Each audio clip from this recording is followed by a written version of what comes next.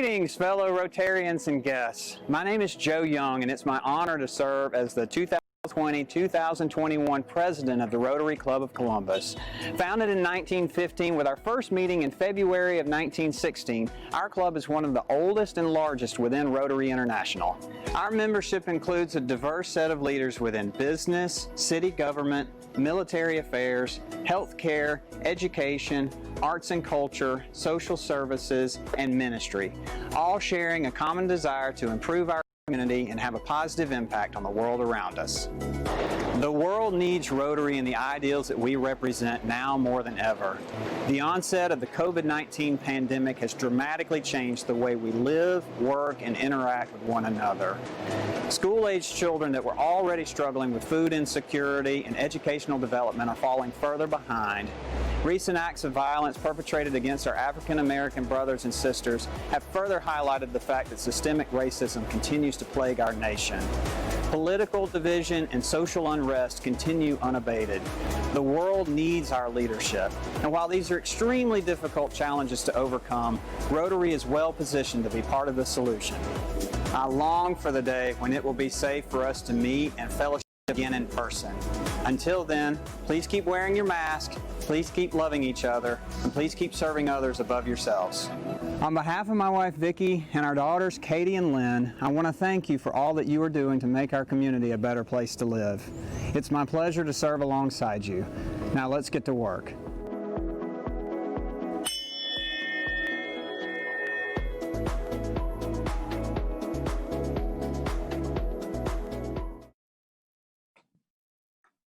Greetings and welcome to the September 2nd meeting of the Rotary Club of Columbus. Whether you're joining us as a member or a guest, we're so glad to have you. We've asked members periodically to send us videos of children saying the pledge. If you have people in your family or in your sphere of influence that you think would be willing to do that, please have them do a video of the pledge and send them in to us. Today we have Emma, who is a granddaughter of an employee at Valley Rescue Mission that's going to be leading us. I pledge allegiance to the flag of the United States of America and to the republic for which it stands, one nation, under God, indivisible, with liberty and justice for all. Thank you, Emma. That was a great job. I want to now call on Andy Redmond, who's going to be introducing our soldier for the week. Our club has a long tradition of honoring an active duty soldier at Fort Benning for their service and sacrifice to our country. And we're pleased to call on Andy Redmond with that introduction now. President Joe, fellow Rotarians, it's my honor to introduce Sergeant Justin Bainbridge as our soldier of the week. Sergeant Bainbridge joined the Army in 2010 from Schuylkill Haven, Pennsylvania. He's married to Heidi. They have a 4-year-old son, Nolan. Sergeant Bainbridge is a cavalry scout, but his current assignment is as a marksmanship instructor here at Fort Benning. He's on a team that travels around that teaches other units how to effectively use their weapons. Sergeant Bainbridge, it's an honor to have you this morning. Thank you, sir. We appreciate your service. Thank you for everything you do. Hope you'll pass that to all your fellow soldiers at Fort Benning. Thank you, sir. As we discussed, I'm going to give you a Rotary coin. You know what to do with that. Yes, sir. And a passport to the arts that has 2 tickets each to the River Center, Columbus Symphony Orchestra, Columbus State University Theater, the Springer, and our attractions here at the museum, the theater, and our virtual reality simulators. All of those things are currently closed because of COVID, but we hope you and Heidi will use those tickets once everything opens back up. Absolutely. Thank you again for your service. The floor is yours. Thank you for your acceptance. Thank you very much. Staff Sergeant Bainbridge, I want to again extend on behalf of our club our gratitude to you and all our soldiers that are serving alongside you for your service and sacrifice. We look forward to being able to fellowship with you in person at some time in the future. Our club for many years has been contributing funds to organizations that serve children in our community through contributions to our Children's Fund.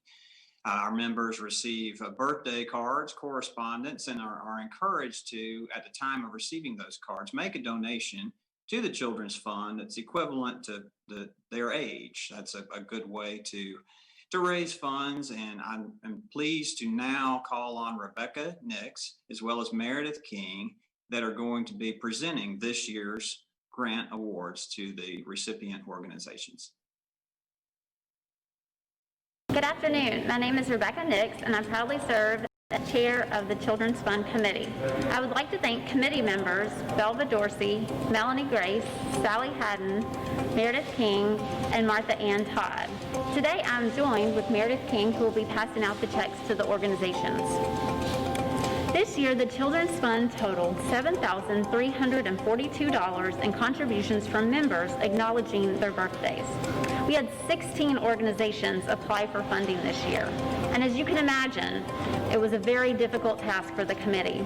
But today, we are able to award 8 organizations funding thanks to your generosity. First, we have the Columbus Museum Director of Development, Hunter Peak, who is accepting funds which will be used for one of the museum's newest outreach programs, PALS, Pre-K Art and Literacy in Schools.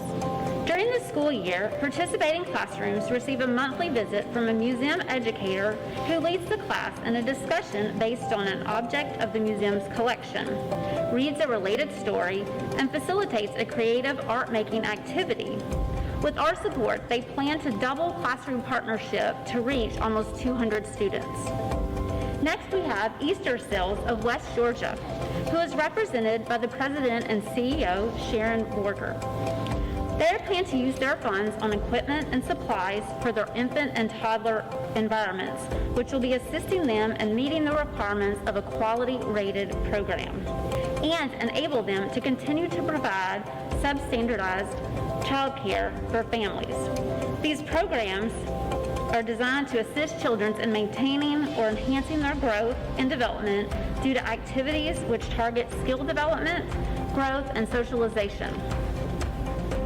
Next, we have First Readers, represented by Chapter Chair Warren Steele. First Readers' mission is to strengthen communities by providing quality books and literacy resources for children and their families to use at home during the earliest stages of development. Locally, more than 3,100 children and families are supported monthly with books and literacy coaching.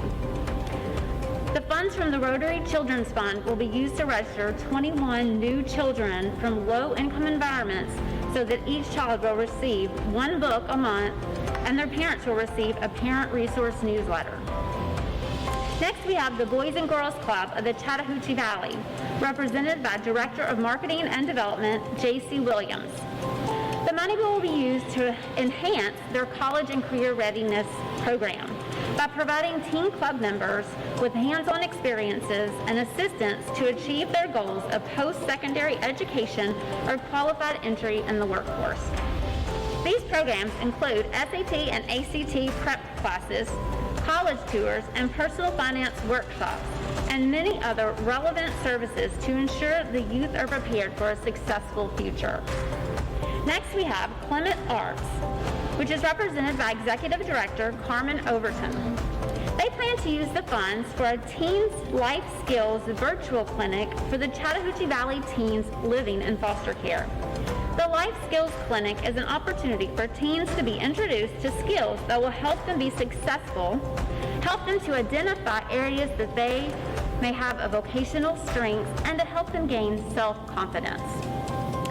Next, we have Open Door Community House. Joining us is Director of Development and Marketing, Kathy Horn. They plan to use the funds to support their music education program of Matthews Promise Academy. Funds will support the academic success of some of the most impoverished children in our community, as well as build the confidence and self-esteem by learning to play an instrument using problem-solving critical thinking skills. Next, we have the Junior League of Columbus, represented by current president Julie King. The league will use the funds to support their diaper bank.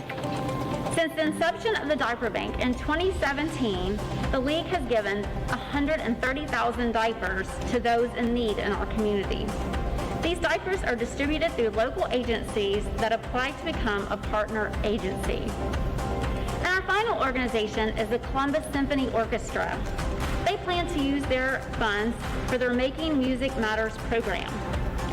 That is a program where Columbus Symphony Orchestra musicians provide free after-school group music instruction to elementary-aged children at Muskogee County Schools twice a week for 33 weeks with over 60 kids participating. Please join me in congratulating these organizations. Over the next few weeks, you'll have an opportunity to learn more about the organizations and the programs that we are funding through this program. And to all of you who contributed to the Children's Fund this year, thank you. I want to thank personally all the members of our Children's Fund Committee for your great work on this initiative. And I want to thank our members for your contributions and outstanding support of these wonderful organizations in our community. Thank you so much. Violent crime has always been a concern in cities of our size, cities that are smaller, cities that are larger. The onset of the COVID-19 pandemic has actually contributed to a rise in violent crime. You turn on the news, it's hard not to feel overwhelmed with the violence that we see on the streets. If you're like me, you wonder, golly, what can I do? How can I help? And you wonder, where do I even start? Maybe you turn a blind eye and you say, well, that's not impacting me and my family, so I'm not going to be too concerned. And we had here in Columbus on Saturday a prayer vigil for families, specifically mothers that had children that had been murdered by gun violence. They wanted to gather together each other and community leaders to pray over our city as we have seen a rise in violent crime over the past several months. We have a video of that presentation that's spliced together several scenes of that. And I want to bring that on, and following the video, we have a video introduction of today's speaker that's going to be brought to us by Cedric Hill II. Cedric is the son of our own Rotarian, Cedric Hill. And so please watch these videos and enjoy our program. Day in front of the government center for an event that's against violence. And the program was put on by Tanya Weaver. Her son was Dontrell Williams that was killed at the Circle K last September. And what she's doing is she's really trying to support the other mothers in this city that have lost their sons and daughters to violence. And so she's putting on this event of a prayer vigil to kind of pray for our city and our communities, but also have a movement to reduce the violence in our community. Okay, my name is Tanya Weaver, and how Moms Against Gun Violence got started was that my son was murdered at the Circle K in September, and through his murder, the Lord gave me this ministry for other moms that have lost a child to gun violence, for support, and just to keep our child's name aware of what has been going on here in Columbus, Georgia. I believe that today is a day of prayer. A lot of unnecessary killings, and we're here to support, to stop the killings, to make sure that the rest of the community and the rest of government and legislature know that we're tired of the guns on the streets destroying the lives of our young, especially black males. We're here this morning here at the Government Center to support the Mothers Against Violence, Stop the Killing. As a youth pastor here in the Columbus area, one of the things that I've seen over the years is the unnecessary violence, the loss of life, and unfortunately it's impacting not just our community but communities across the country. I'm Joe Young. Okay. You said Michelle? Michelle, yes sir, Michelle Virgin. Well, it's so nice to meet you. I'm so sorry for what you've gone through. Thank you. I'd love to hear the story about your daughter. Yes sir. Tell me what happened. Well, Destiny Virgin, that was my daughter. She was killed September 22nd, 2018 on Macon Road by her ex-boyfriend. It was domestic violence. And so we're here today as part of the Cure Violence program to really push forward to have the action that is needed to cure the violence, to reduce it, and to also create a city that is safe for everybody. And so this is the beginning of that program and that process for us to do that.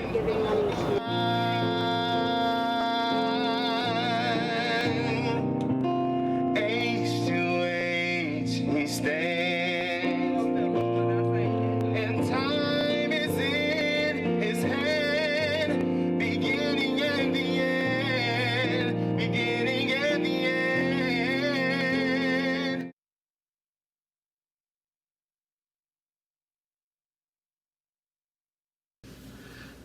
Good morning. My name is Cedric Hill. I am the director of the Connect Ministry at Christ Community Church, and it's my pleasure this morning to introduce Dr. Asante Hilts. She was trained as an epidemiologist at the School of Public Health, State University of New York at Albany, where she earned her master and doctorate degrees in public health.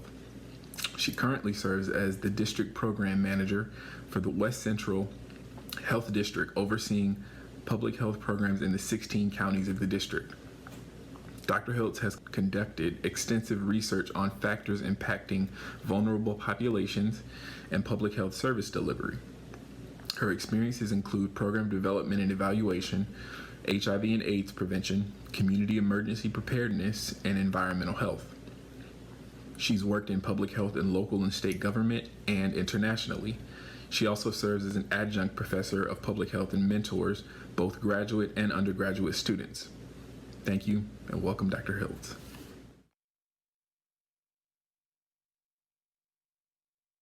Good afternoon, everyone, and thank you so much for allowing me and my team to present to you today about our Cure Violence of the Chattahoochee Valley program. And I thank you to Cedric Hill II for that wonderful introduction. I want to get started by giving you all a background about our program. And I think that the video that you just watched is probably the best example of our reasoning, the foundation for our work.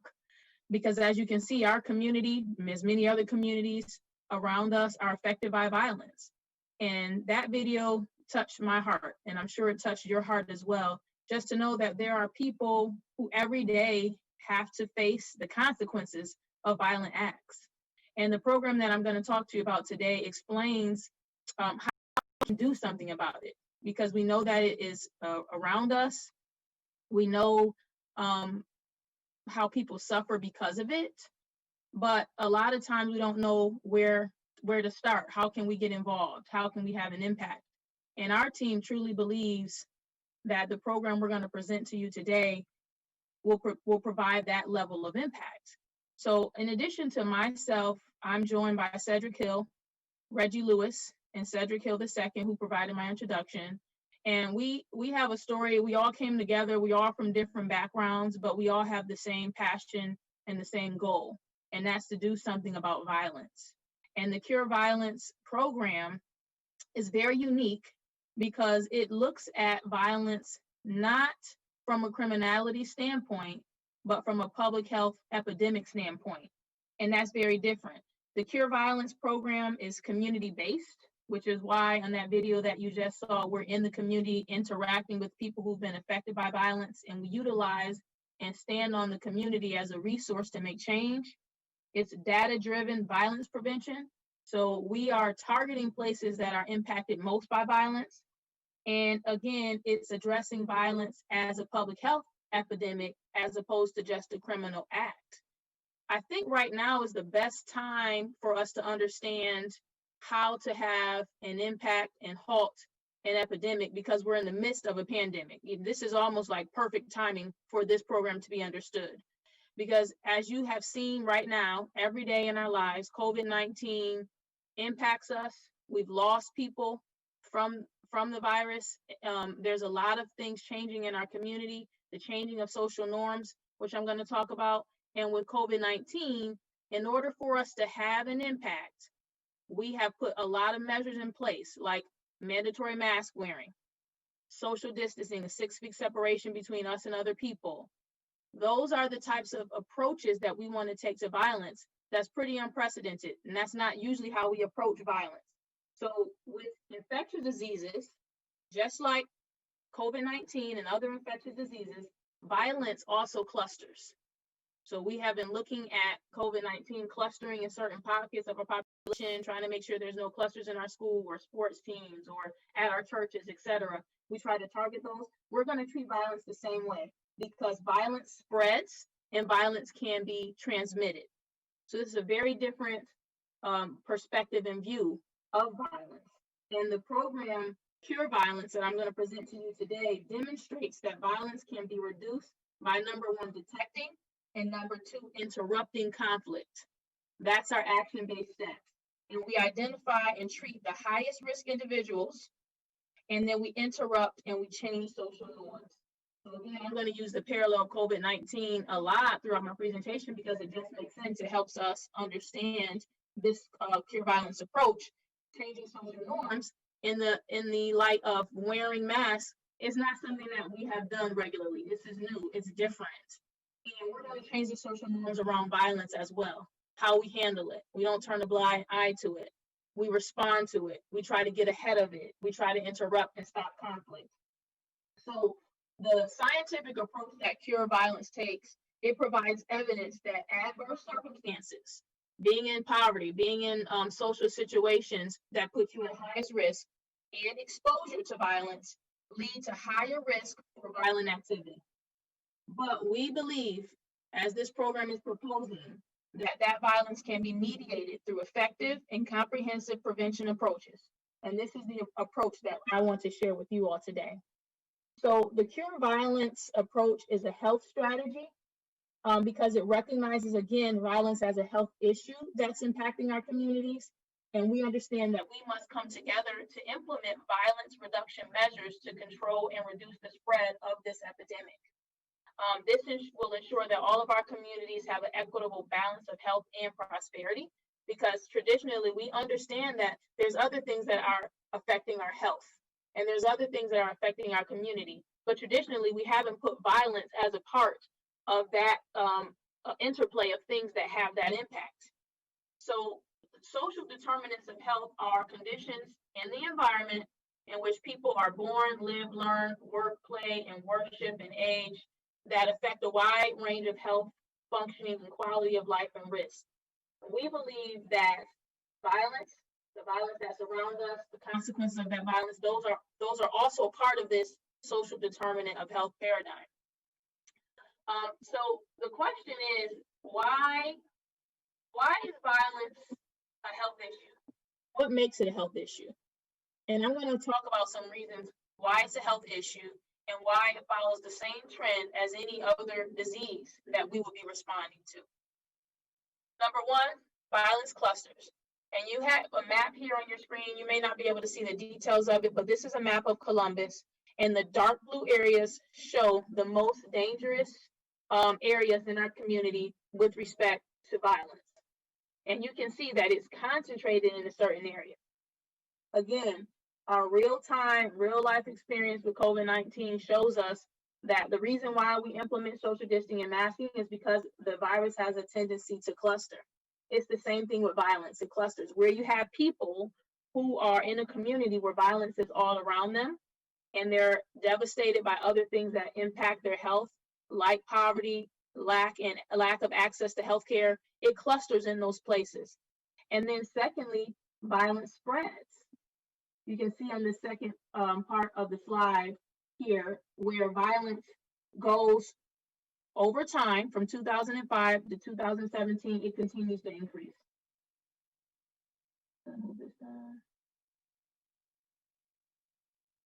However, this presents an opportunity for us to be able to have an impact and to make a change, because violence can be transmitted. Our level of impact will allow us to change the norms, model the behavior, understand what the exposures are that people are getting in their communities, and then change social learning.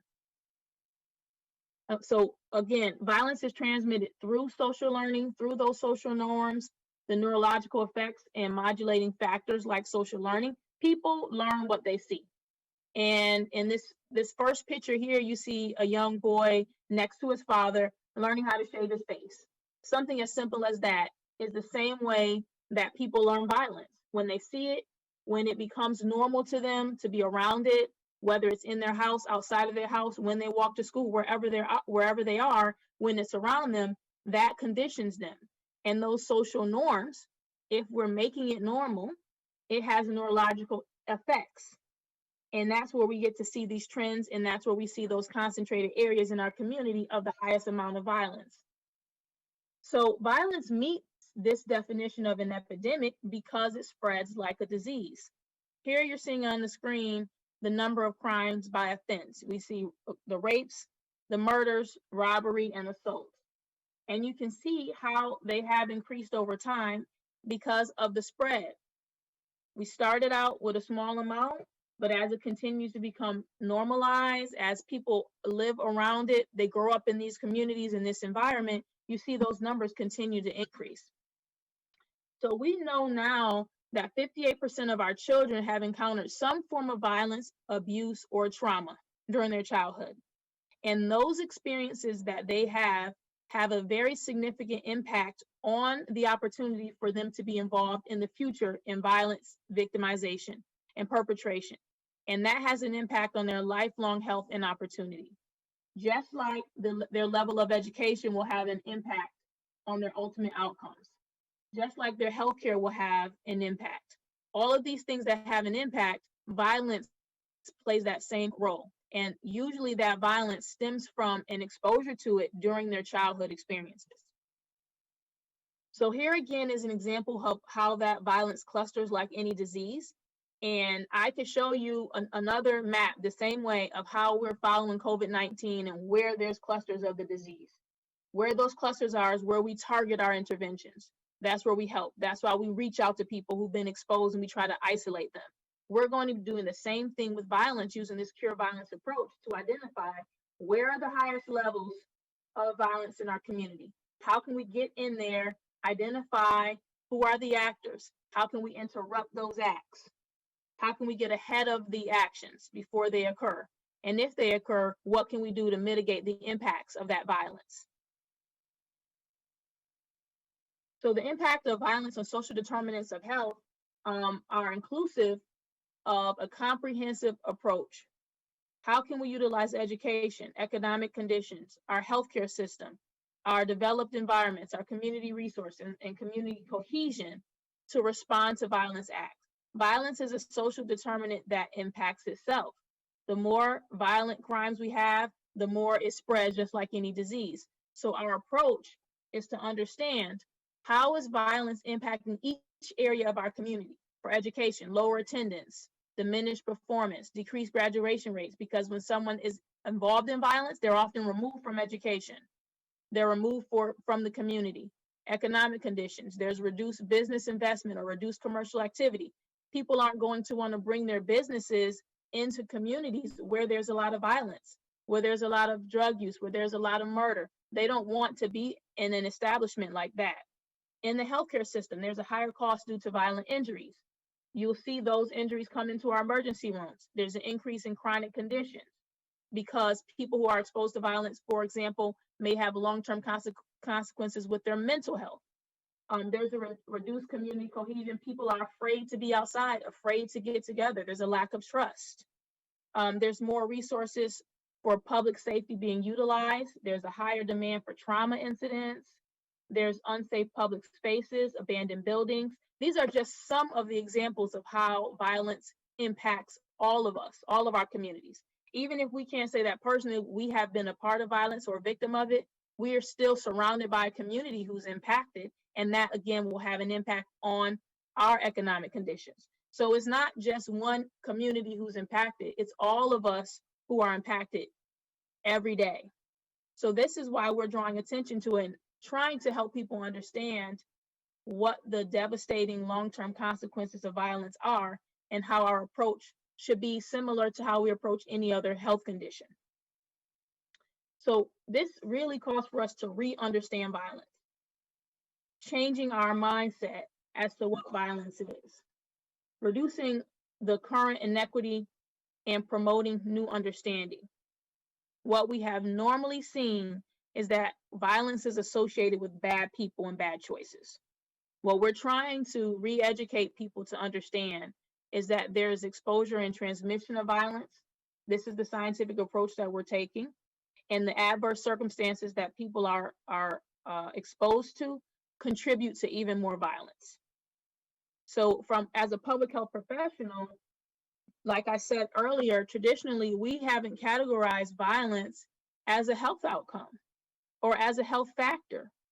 It hasn't been a part of the discussion. So now we're changing it to say, just like any other disease that we're fighting, we're going to treat violence the same way. So I want to give you some background and information about the Cure Violence model. It's a violence reduction program, and it has been introduced in Columbus in the past, but it really got no traction.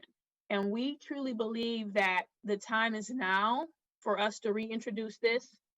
There's a lot of violence that we're seeing around us right now in the news, in media, and we want to ask ourselves, what can we do about it? And our team has come together almost, it was just really a godsend the way that we came together to say, this is an area that we want to address, that we know there's something that we can do about it. And the Cure Violence model really, as you're going to see as I walk through this, really is the answer for us. The Cure Violence theory of change looks like an interruption of transmission. So we know how violence is transmitted. We know where it clusters. How can we interrupt that? How can we stop the violent event before it even happens? We can identify and change the norm of high-risk transmitters. How do we reduce the number of violence transmitters? How do we open other outlets? How do we utilize our education system to change people's activities? How can we give them something else to look forward to? How can we give them other things to do with their time in terms of our youth? For example, looking at recreation facilities. How can we change community norms, create social pressure to stop violence? Because if you're in a community where violence is the norm, what can we do to undo that? How can we create that social pressure? And the Cure Violence model looks at all of these aspects to reduce violence in our community. So the violence reduction components are detecting and interrupting potentially violent conflicts, whether that be being in the emergency room when there is a gunshot, gun violence. Now you're in the emergency room, for example. Can an interrupter be there to understand that there may be some retaliation? How can we get ahead of it? How do we treat those at high risk for involvement in violence? Treatment, like any disease. How do we treat those people who are at highest risk? The group and community norm change. How do we change that? There was a study done in the past. It was called the Broken Window Study. And it was drawing an association between the number of broken windows in a community and the amount of chlamydia in that community. Now, most people would see the title and really be confused. How are you looking at chlamydia, which is a sexually transmitted disease, and the number of broken windows, which has nothing to do with disease at all? And what the study proved is that the way people see their environment is how they see themselves. When they live in a community and environment that looks well taken care of, that people care about it, that there's mentors, that people care about them, then they're more likely to take care of themselves and their bodies. So what they found is in the community with the highest number of broken windows, abandoned buildings, there was a higher number of chlamydia. And in communities where you don't see that, the transmission of chlamydia was significantly, almost non-existent. And the reason for that is our community is a reflection of us. How are we going to change the norm? We're going to change the norm of this community in that particular study to say, we're going to clean up the spaces, make people feel like they're invited, that they're cared for, that they're loved. And that is going to change the amount of chlamydia that we have in that community. And that was proven. Same thing with violence. Again, treating violence like a disease. How do we change that norm so that violence is no longer a norm for that community? We're going to utilize data and monitoring to, number one, identify the communities that are at highest risk, and target those places. And then we're going to implement some training and technical assistance so that we truly are implementing a scientific approach, that we're evaluating the data, that we're seeing if the program has had an impact and an effect. So the critical elements of the cure model, the cure violence model, is that you have the right community, you have the right lead agency and organizations on board, you have the right partners, and you have the right approach. And we truly believe that with these components, we can have an impact on violence in our communities. We've already identified some of those communities that we want to focus on initially, and we won't be able to target every community right away. This is a long-standing program, a long-standing implementation approach that we're going to be taking. We're looking at now the South Side Benning Hills, North Highland City Village, East Winton Carver Heights, and the Avondale Elizabeth Canty Homes areas. We're also looking at including our public health departments, which we're already on board, the Columbus Health Department, other agencies like our hospitals, our mental health care providers, social service agencies, what their roles and responsibilities will be, that we have a mission and model that's consistent with cure violence, that they have strong ties to the target community, because we don't want to use a organization who's not at all involved in the Southside Benning Hills community and have them work in Benning Hills. We want an agency or an organization that's already a part and has strong ties in that community, and that organization has a history of working with high-risk individuals. We want to partner with the mayor's office, law enforcement, hospitals, faith communities, education, job readiness, employment, etc. All of the partners, again, whose missions and their models are consistent with the program, and that they're committed to having an impact on violence. We're going to utilize credible workers with support. We're going to develop messages and understand that we need credible messengers to deliver those messages. We're going to have continuous data analysis, looking at the hotspots, hours, groups, reviewing incidents as they happen, and then having participants who are at highest risk, because they're going to understand their communities best. So the right staff are inclusive of violence interrupters and outreach workers with the right skills, meaning that they're credible, they're suitable, they're street smart, they know their community, they live there, they might be former inmates, they might be in other ways connected to community. They're able to relate to those high-risk individuals. Most communities aren't going to be very accepting of someone who's completely an outsider. So that's why we're going to spend time making sure that we have the right staff in place. The team will consist of a program manager, an outreach supervisor, an outreach worker, and a violence interrupter. And the focus groups that we will have moving forward, once our program gets off the ground, they're going to be between the ages of 14 and 25. They may have a gang affiliation. They may be a weapons carrier or a victim of shooting, recently released, prior criminal history. Those are people who are going to understand violence best. If you had no association with violence at all, you're not going to be the right person to talk about violence, how it's affected you. For example, I'm a mother, but I haven't been a mother who's lost a child to violence. The women that you saw on the video clip that we played, they have a personal story about how violence has impacted them. We're going to have those people, those in the community, those with the prior experience to violence, play a part in this process. We'll be conducting an assessment that includes the data analysis and the target area analysis, and we'll get some recommendations from that assessment. And the Cure Violence, the national team, will be a part of that. And then we'll have some pre-implementation action items that we'll do. For example, reviewing the data and identifying partners and beginning to recruit staff. This on your screen is the big picture. This is the health system that's going to prevent violence. This shows us that every aspect of our community needs to be involved in this process. Our educational system, our schools and our universities, our hospitals and our emergency departments, our mental health institutions, our faith-based institutions, behavioral health care, you all, members of Rotary, community residents, community organizations, social service providers, I won't name them all, but you can see that they all play a part in this approach. And that's what makes the approach effective. There's no area of the community that's left out. It's really an all hands on deck model.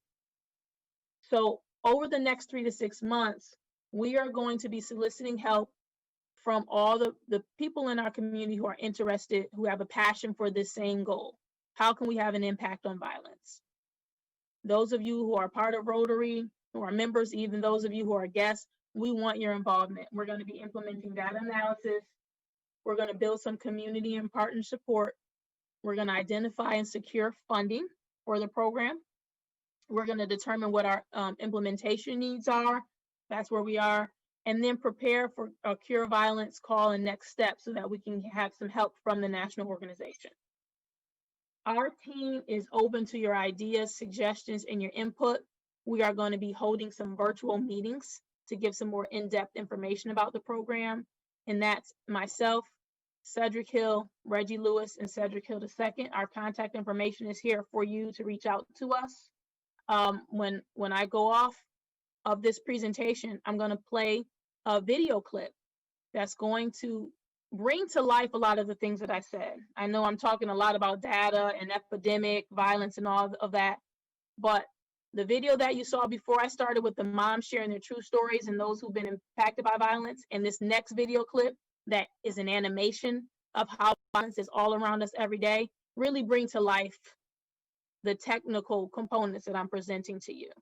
And when Reggie Smith gets on after our video clip, he's going to do a Q&A, and he's also going to provide some information about how you can be involved. I really appreciate the opportunity for us to be able to present to you and share this concept, to share our vision. Our hope is that we can impact violence in Columbus and beyond Columbus. Once we're up and running, we believe in this. It's in our hearts, and we want you all to be involved. So thank you so much.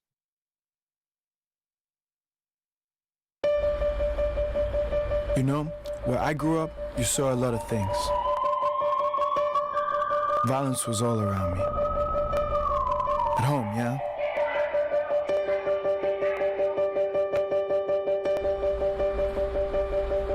And at school,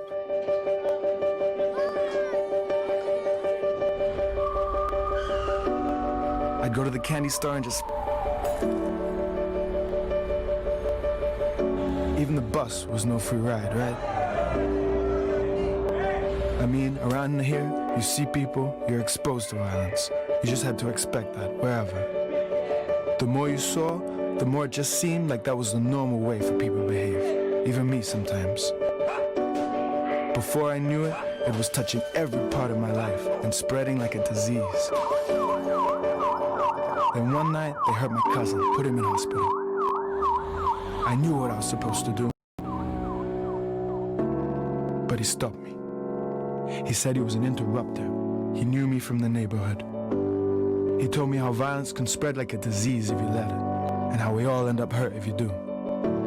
And taught me that I could help stop the violence by not being violent myself.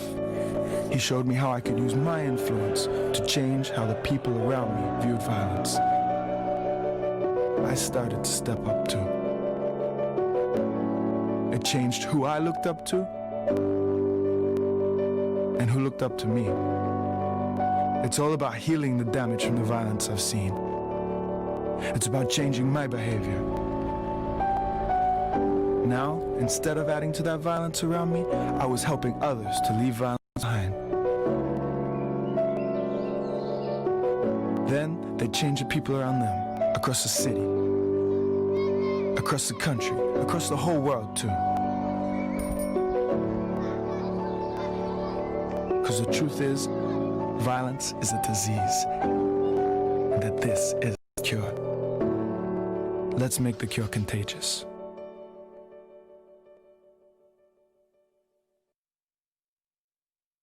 And I apologize, my video will not allow me to come up at this moment, but I am going to try to answer some of the questions that I saw on the website and Facebook. So a couple of things that we were asked were, does the program promote increase in male role models and mentors as a help reduce violence. And yes, part of the program that we're working on and what Dr. Asante talked about was really dealing with how do we get back into those communities and invest in trying to get more role models to step up. One of the things, or one of the groups that we've looked at are actually barbershops. You know, we have Overflow Barbershop on Macon Road. We have Nappy Roots, and we have a couple of other ones that invest in these kids and invest in those communities. They're actually some of the best places to go because this is where the kids, their family members come, and they have these major discussions in those barbershops. So we are pushing to have more role models, which includes barbershops, includes facilities and partners like the Boys and Girls Club of Columbus in the Chattahoochee Valley, and also includes other mentoring programs that can assist us with introducing the Cure Violence program. This also goes back and reflects the importance of fathers in these neighborhoods. But one of the things that we find in these areas that are impacted the most is that the father is absent or the father is not part of the child's life for whatever reason. So it is key that we try to get more mentors on board and as well get more people involved to help in that situation. So those are some of the questions that we had that came up on the Facebook page. And, you know, we continue to push this forward. And like Dr. Asante said, I think this back in 2011, 2012, this program was kind of mentioned and it kind of just fell to the side. And we think our approach is a little bit different because we're using the health department as one of the partners to kind of roll out the different programs to different organizations. You know, it's one thing about Columbus, we do have a lot of different organizations that are supporting different social determinants of health. You have facilities like United Way, you have Chattahoochee Valley Libraries, Goodwill Industries, Open Door when it comes to economic stability and social determinants. You have Feeding the Valley and Georgia Co-op extensions for food and nutrition. So there are a lot of different organizations within our community already that can assist us with making sure that we reduce violence.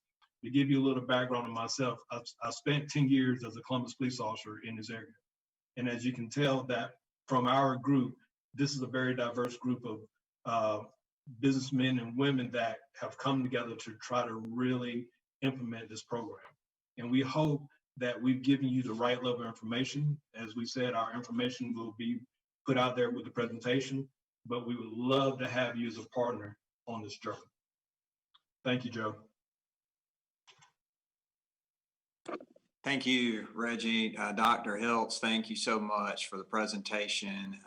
We're going to be studying these slides. We had some folks ask if the slides would be available, and I want to remind everybody that the full presentation will be available on our Facebook page at the conclusion of the live broadcast, and we'll send out YouTube links later, and we'll also certainly get those slides available. I'm sure Dr. Hilts and Reggie and Cedric would be happy to share those with everybody.